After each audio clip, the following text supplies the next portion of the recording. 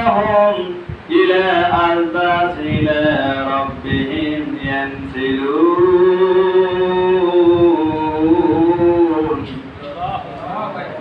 আল্লাহ তাআলা বলবেন নফিকাসুর নুতফা ফুৎকার মারো। ইসরাফিল যখন বাড়িতে ফুৎকার মারবে লন্ড ভন্ড হয়ে যাবে, পৃথিবীর গুলো মাটিগুলো সবকিছু যা আছে সব উলট পালট হয়ে যাবে। প্রথম ফুৎকারে মানুষজন ছুটাছুটি করবে রে, দ্বিতীয় ফুৎকারে মানুষ সব মাটির ভিতরে একাকার হয়ে যাবে। কোনো মানুষ থাকবে না, কোনো পশু পাখি থাকবে না, যা কিছু রয়েছে একেবারে সমান করে বিলীন করে দিয়ে চলে যাবে।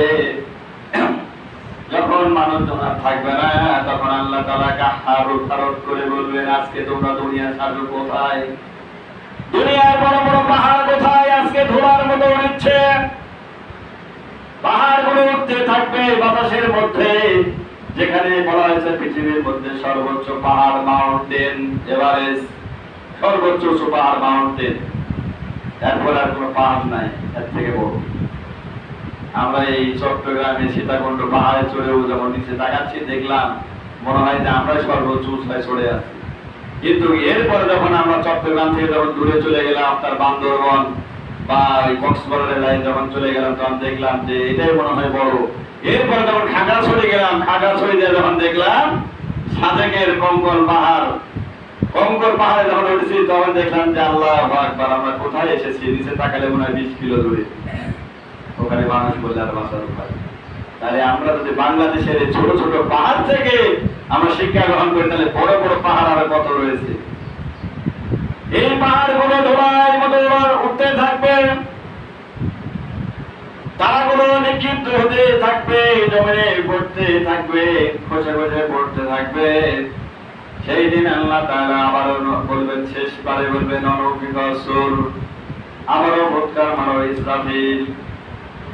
ইসরাফিল যখন 3 বার ফুৎকার দিবে মানুষগুলো যে যেখানে মারা গিয়েছিল রে ওই কবরের ভিতরে যত বছর আগে মারা গিয়েছেন 4500 বছর আগে, আমাদের নবী তো মারা গেছেন আপনার 1500 বছর, 1450-1500 বছর আগে।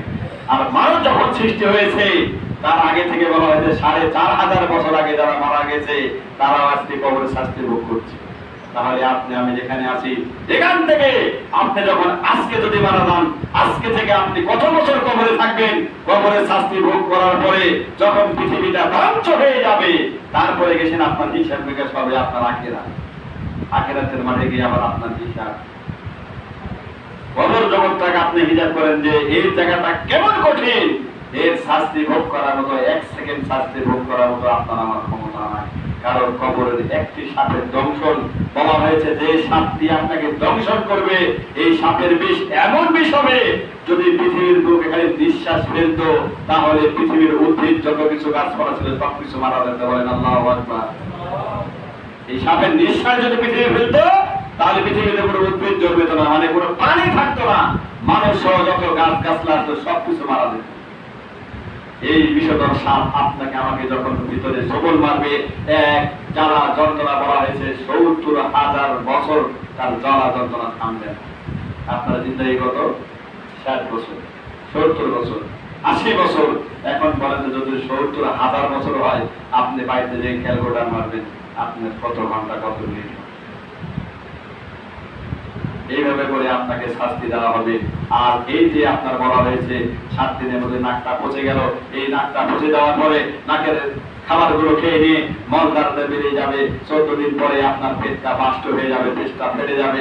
এরপরে 20 দিন পরে আপনার শরীরের মাংস যা কিছু আছে সবকিছু আর হালকা হালকা করে আপনার যে চুলগুলো আছে 21 দিন পরে আপনার চুল নখগুলো আপনার মাটির সাথে পড়ে যাবে।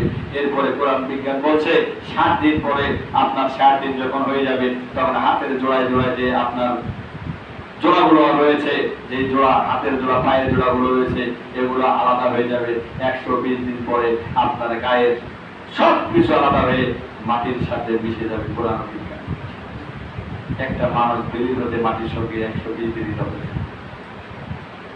আর আজকে আমরা দুনিয়াতে বলি এটা আমার, ওটা আমার, এই পুকুর আমার, এই রাস্তা আমার, এই মসজিদ আমার, এই পুকুরে মাছ আমার, গাছ আমার, সব বলেন ঠিক না ঠিক? আরে ভাই আপনার কিছু না, আজকে আপনার গায়ের সঙ্গে যা আছে, আপনার আহসান আমালা, নেককার সন্তান, নেককার আমল, নেককার স্ত্রী, যা কিছু আপনার নেকির মধ্যে পড়ে সেগুলো আমল হচ্ছিল আপনার। এই আমল আহসান আমালা যদি আপনি পৃথিবীর বুকে থেকে কবর থেকে আখিরাত পর্যন্ত নিয়ে যেতে পারেন, আপনি সফল কাম। বিশ্বনবী বলেছেন ওই ব্যক্তির জন্য কাল কিয়ামত পর্যন্ত কবরটা নাজাতের ওসিলা হয়ে যাবে। বলেন সুবহানাল্লাহ। কিন্তু আমরা বিশ্বাস করি না। আল্লাহ তাআলা এরপরে বলবেন, বান্দা